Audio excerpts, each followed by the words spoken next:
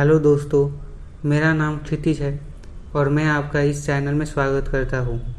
और आज का हमारा टॉपिक अपॉर्चुनिटी कॉस्ट है। दोस्तों, आज मैं आपको एक ऐसी चीज़ बताने वाला हूँ जो हर कोई जानता है लेकिन कोई सीरियसली नहीं लेता। आपने जो जॉब ली है, जिस शहर में रहते हो, जो रिलेशनशिप में हो, इन सब की एक छुपी हुई कॉस्ट होती है। और ये कॉस्ट किसी बिल में नहीं दिखती, किसी इनवॉइस पर नहीं आती, लेकिन होती ज़रूर है। इस कॉस्ट का नाम है अपॉर्चुनिटी कॉस्ट। आज हम इस कंसेप्ट को इतने सिंपल एग्जांपल से समझेंगे कि इसके बाद आप कभी भी कोई भी डिसीजन लेने से पहले उसकी अपॉर्चुनिटी कॉस्ट के बारे में सोचोगे। तो पहले सीधा सवाल, अपॉर्चुनिटी कॉस्ट होती क्या है? अपॉर्चुनिटी कॉस्ट मतलब जब तुम कोई चॉइस करते हो, जो चीज़ तुमने नहीं चुनी उसकी वैल्यू ही तुम्हारी अपॉर्चुनिटी कॉस्ट होती है। थोड़ा कॉम्प्लिकेटेड लग सकता है, लेकिन इसे हम दूसरे तरीके से समझ सकते हैं। सोचो कि हर वस्तु की 2 प्राइस टैग्स लगे हो।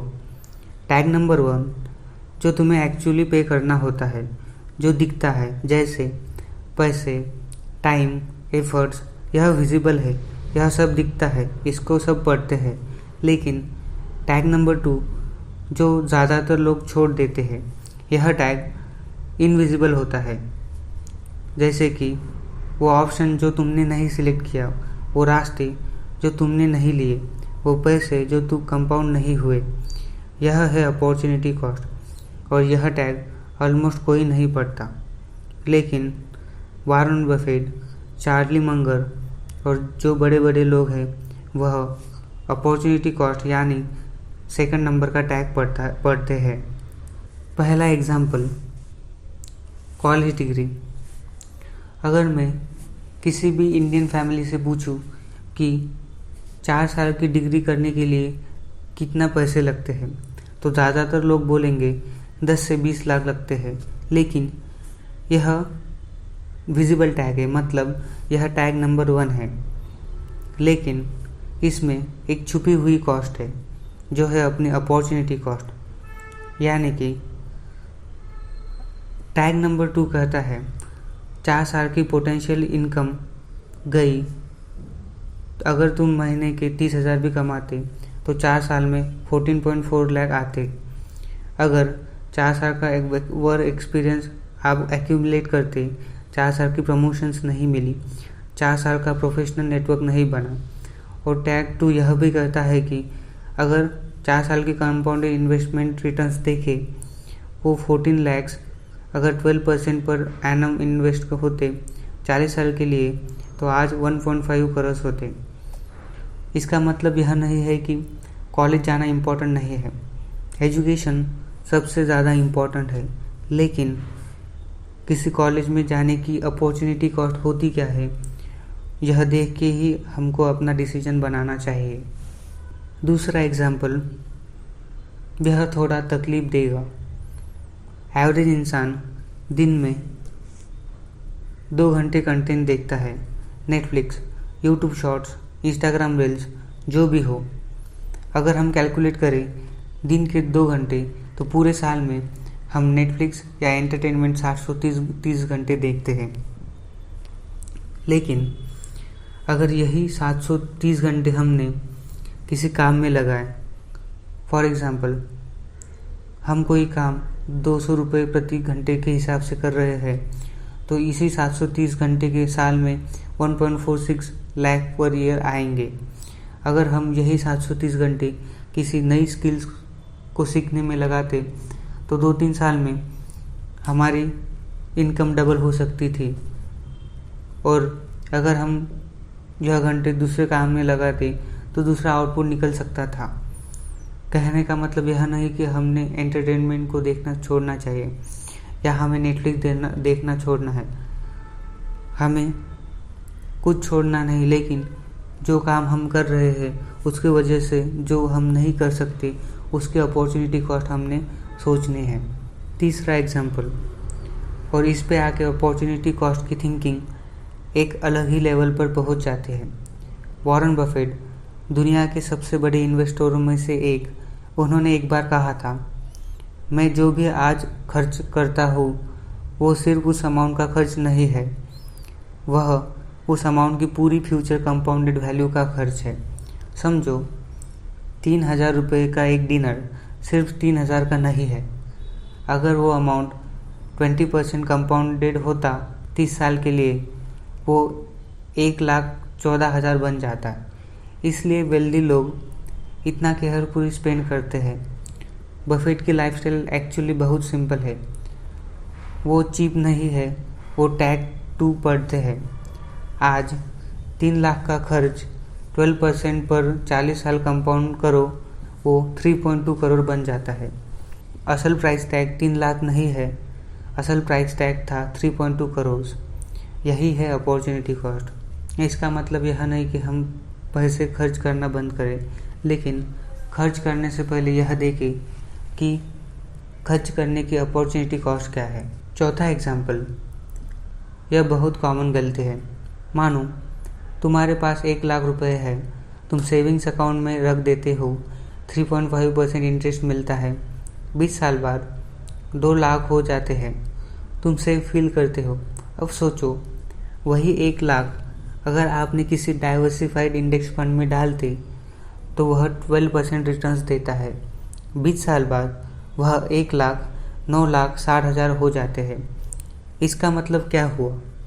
सेविंग्स अकाउंट में रखने का अपॉर्चुनिटी कॉस्ट 7,60,000 रुपये था। किसी बिल में नहीं दिखा, किसी स्टेटमेंट में नहीं आता, लेकिन रियल है। और ये सिर्फ 1 लाख पे है। अपने एक्चुअल सेविंग्स पे कैलकुलेट करो, नंबर अनकंफर्टेबल कर देगा। 5वां एग्जाम्पल, ये बहुत लोग के साथ होता है। कोई 12 लाख पर ईयर की कॉर्पोरेट जॉब छोड़ के बिजनेस शुरू करता है। पहले साल बिजनेस से 8 लाख आते हैं, वो खुश हो जाता है, अपना बॉस है, पैसे भी आ रहे हैं। लेकिन क्या वो एक्चुअली प्रॉफिट में है? अगर इकोनॉमिक्स के पर्सपेक्टिव से देखें तो वह पहले 12 लाख कमाता था, अब 8 लाख कमाता है। यानी कि बिजनेस करने की जो अपॉर्चुनिटी कॉस्ट लगी वह -4 लाख है, मतलब वह 4 लाख से लॉस में है। ठीक है दोस्तों, 5 एग्जाम्पल्स हो गए। अब मैं आपको एक ऐसा मेंटल मॉडल देता हूँ जो इन सब को एक साथ टाई कर सकता है। मैं इसे कहता हूँ हिडन प्राइस टैग फ्रेमवर्क। हर डिसीजन के 2 प्राइस टैग्स होते हैं। टैग 1 जो तुम पे करते हो दिखता है, टैग 2 जो तुम छोड़ देते हो नहीं दिखता। यही अपॉर्चुनिटी कॉस्ट होती है। ज़्यादातर लोग टैग 1 पढ़ते हैं, अमीर और समझदार लोग हमेशा टैग 2 भी पढ़ते हैं। और ये सिर्फ पैसे की बात नहीं है। अपॉर्चुनिटी कॉस्ट टाइम पर भी लागू होता है, एनर्जी पर भी लागू होता है और रिलेशनशिप पर भी लागू होता है। अगर आपकी एनर्जी किसी एक प्रोजेक्ट में खर्च कर रहे हो तो आप दूसरे प्रोजेक्ट में अपनी एनर्जी खर्च नहीं कर सकते। अगर आप किसी को टाइम दे रहे हो तो एक दूसरे व्यक्ति को आप टाइम नहीं दे सकते। अपॉर्चुनिटी कॉस्ट हर जगह है। सवाल ये है, क्या तुम इसके बारे में जानते हो या अंधेरों में चल रहे हो? अब मैं आपको 4 ऐसी कॉमन गलतियां बताने वाला हूँ जो बहुत सारे लोग करते हैं, जिसकी वजह से उनको मैसिव अपॉर्चुनिटी कॉस्ट पे करनी पड़ती है। पहली गलती, कीपिंग कैश आइडल, यानी अपने पैसे को घर में रखना या बैंक में रखना, जिसकी वजह से आप इन्फ्लेशन के शिकार हो जाते हो, आप ज़्यादा मनी अर्न नहीं कर सकते। दूसरी गलती, बुरी जॉब में बहुत ज़्यादा टाइम लगना। विजिबल बेनिफिट लगता है, स्टेबिलिटी है, लेकिन हिडन कॉस्ट क्या है? 3-4 साल बाद अगर वो जॉब में आपको ग्रोथ नहीं मिल रही तो आपकी अर्निंग कम हो जाएगी, आपको अपॉर्चुनिटीज़ नहीं मिलेगी, आप अपनी स्किल्स डेवलप नहीं कर पाओगे। तीसरी गलती, सब कुछ खुद करना। ज़्यादातर लोगों का माइंडसेट यह है कि हम पैसे बचाएंगे। पैसे बचाना अच्छी बात है, लेकिन हर जगह पैसे बचाना अच्छा नहीं होता। फॉर एग्ज़ाम्पल, अगर आपका छोटा सा बिजनेस है, आपको कोई काम करना है तो आप किसी को हायर नहीं करते।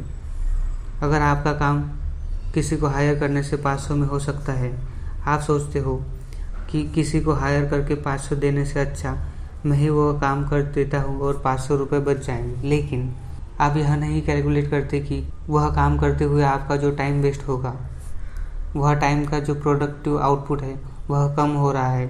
अगर वह टाइम आप दूसरी जगह इन्वेस्ट करते तो उसका आउटपुट ज़्यादा आता। चौथी गलती कि हम सोचते हैं कि हम इन्वेस्ट करना जब हमको नौकरी लगेगी तब करेंगे, जब हमारा बिजनेस इस्टेब्लिश होगा तब करेंगे। लेकिन यह सबसे बड़ी गलती है, क्योंकि इन्वेस्टमेंट कंपाउंडिंग के द्वारा होती है। अगर हम ज़्यादा टाइम किसी इन्वेस्टमेंट को रखते हैं तभी उसके रिटर्न्स बहुत ज़्यादा आते हैं। इसकी वजह से ध्यान रखिए कि अपनी इन्वेस्टमेंट जब आप छोटे हो तब से शुरू करिए। आप कोई भी डिसीजन लेने से पहले यह सवाल खुद को पूछ सकते हैं जो फिल्टर की तरह एक्ट करेंगे ताकि आप अच्छा डिसीजन ले सको। पहला क्वेश्चन यह है कि आपको वह डिसीजन लेने से क्या बेनिफिट्स हो जाते हैं, मतलब टेंजिबल बेनिफिट्स या इनटेंजिबल बेनिफिट्स। दूसरा, वह डिसीजन लेने के कारण आपको कितनी अपॉर्चुनिटी कॉस्ट पे करनी पड़ रही है। और तीसरा प्रश्न कि वह विजिबल कॉस्ट ज़्यादा है या अपॉर्चुनिटी कॉस्ट ज़्यादा है। यह 3 पैरामीटर्स के द्वारा आप कोई भी डिसीजन अच्छी तरीके से ले सकते हैं। और यह डिसीजन आप करियर के लिए भी ले सकते हैं, इन्वेस्टमेंट्स के लिए भी ले सकते हैं, रिलेशनशिप्स के लिए भी ले सकते हैं। कि कोई भी डिसीजन लेने से पहले उसके अपॉर्चुनिटी कॉस्ट देखिए। एंड एट लास्ट रिमेंबर, कोई भी डिसीजन लेने के बाद आपको कोई ना कोई अपॉर्चुनिटी कॉस्ट पे करनी पड़ती है। लेकिन हमारी कोशिश यह होनी चाहिए कि कम से कम हम अपॉर्चुनिटी कॉस्ट पे करें। इस वीडियो को पूरा देखने के लिए आपका धन्यवाद। अगर ऐसे ही इकोनॉमिक्स से रिलेटेड वीडियो देखने हो तो हमारे चैनल को सब्सक्राइब कीजिए और इस वीडियो को लाइक कीजिए। Thank you.